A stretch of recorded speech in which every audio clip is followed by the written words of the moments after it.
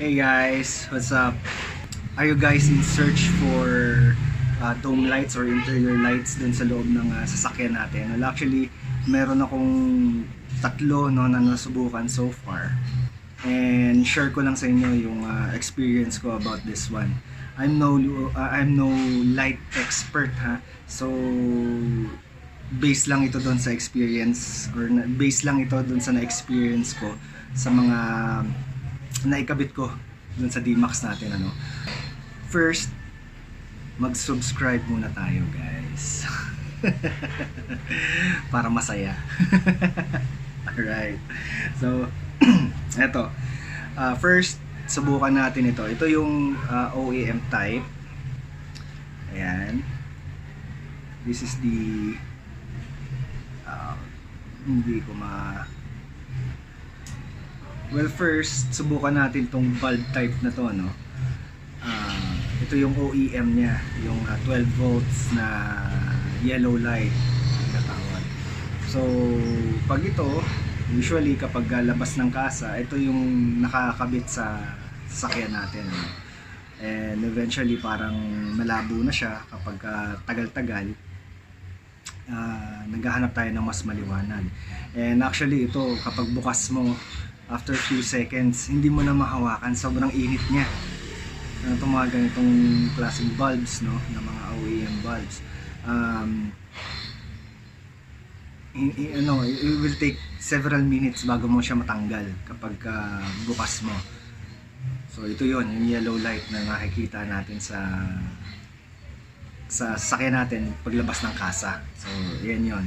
And actually ito mga ganito, marami naman replacement na ganito rin sa sa market if you choose yung mga ganitong type ng kulay, kasi iba gusto warm light lang pag nasa loob eh. So marami itong ganito. Ayan, so kung makikita ninyo, ito yung liwanag niya, no, sa loob ng sasakyan. Yellowish siya. And for me hindi siya ganun kaliwanag. So pagka may binabasa akong document or something, medyo malabo, hindi ko makita masyado yung binabasa ko. So eto siya, bulb type. So the specific bulb type is like T10 31mm, pero not sure kung yun din ang tawag dito sa mga ganito, no? But again, I'm no expert sa ganito. So eto siya, ganito. May parang wire sa gitna. So yan yun. Second, meron yung tinatawag na LED na maliwanag, no? Kung makikita nyo dito sa set ng pictures ko, ng video, obviously makikita nyo kung sino talaga maliwanag na dyan. Kasi sa size na lang, but there's more. Mamaya papakita ko sa inyo. So this one, yung ganito, is the conversion type, no? So isasaksak nyo lang din siya kung saan yung sinasaksak itong bulb na ganito. Same size yan, ganito.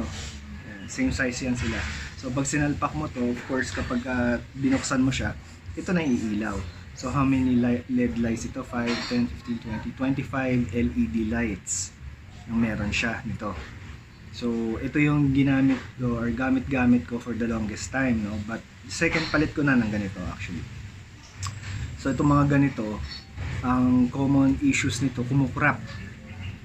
So nung binusisi ko masyado kung bakit kumukurap, may mga times sa vibration ng sasakyan, itong mga ganitong wire, kumakalas siya sa ganito. Yan, sa mga kabitan niya na ganyan, kumakalas yan dahil sa vibration. Yung hinang na tatanggal. So bakit siya natatanggal? Kasi itong mga ganito, pag matagal na nakabukas, mainit din siya. So ayun yung reason. So kapag uminit siya, medyo lumalambot yung hinang, and sa vibration, doon na siya kumakalas in the long run. And may times, may nauunang napupunding mga LED dyan. Ayun, so minsan kumukurap-kurap pa yan kapag malapit na siyang mabasted. So itong mga ganito takes mga over a year din bago mapundi itong mga ganito sa akin eh. Bago siya, pag nakita ko nang may kumurap talaga siya, kapag binubuksan ko, pinapalitan ko na kagad. Ayoko yung parang disco sa loob. So yan. So ito yon. So yung pinaka-recent na kinabit ko, actually nagandahan nga rin ako eh. This is the GPNE. Yan. GPNE LED light. So maraming, it's an LED brand talaga siya. Meron sa mga headlights. Yan, mga ganitong klaseng ilaw. So ine-explore ko pa lang siya kung anong merong i-offer tong GPNE, no? And ibang klase siya. So kung titignan ninyo, maliit din siya. Same size nung stock natin. Ganito. And LED pa rin siya. So, oops, mahulog. So LED pa rin siya. And kung makikita nyo na closer look, meron siyang parang board sa gitna. And meron parang LED na isang piraso, no, sa gitna lang siya. So honestly, I'm not expecting na ganun siya kaliwanag. That's why itong ganito, ina-expect ko na the brightest of the three, no, itong mga ganito, kasi ang dami ng LED and malaki siya.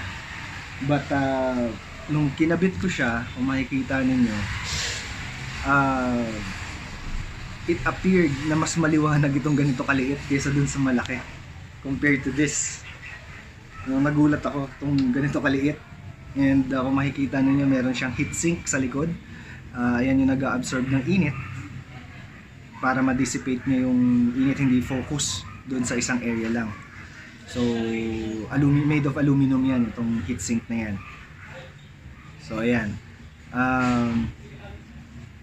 this cost like 1.5. Isa 1.5 itong ganito, and pair na yan, dalawa yan sa loob. Type nito for our D-Max is ito, T10. Sorry, focus natin. Ayan, di ma-focus eh. Ayan, T10 31mm. So ayan yung size para sa D-Max natin. And since meron siyang heatsink, hinahawakan ko siya mayat maya, no, habang nakabukas. Hindi siya ganun kainit. And ang nagustuhan ko dito sa product na to, if I remember it correctly, 3 years yung warranty nitong mga ganito. 2 or 3 years yung mga ganito.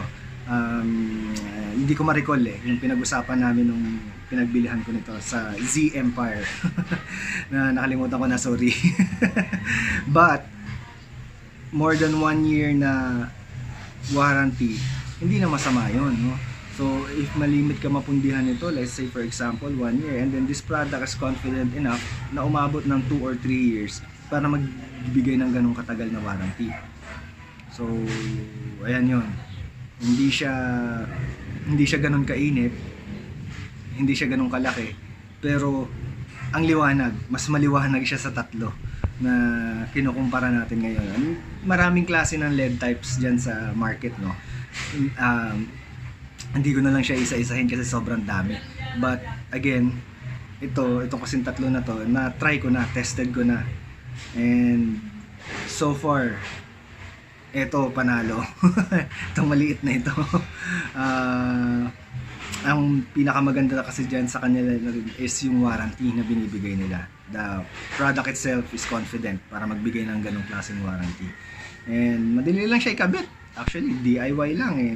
Pag binuksan mo yung pinaka-cover na yan with the screwdriver, carefully lang, huwag magasgas. Madali na lang siyang hugutin. And madali lang din siyang isalpak. Ayan. So there you go guys. Kung gusto nag-iisip kayo ng kung ano ipapalit sa loob ng sasakyan niyo, interior lights or dome lights na tinatawag, confident ako na masuggest ko itong GPNE na LED dome lights, no. I'm using their headlight, and LED din yon, may fan yon eh, but maganda rin siya. And iniisa-isa ko yung product, and so far promising. It's the warranty actually yung after ko din eh. Kaya for me panalo. So there you go guys. If you decide na magpalit into LED and more brighter, this little guy right here will offer you a lot, no? and the results are good. Ayan. So, Happy Father's Day. Baka sa mga nanonood ng mga moms dyan o mga sons, mga anak, pwede nyo regaluhan si AirPods ng ganito. Mura lang siya, 1.5.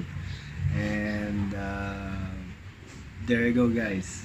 Happy Father's Day, and until next vlog. Bye.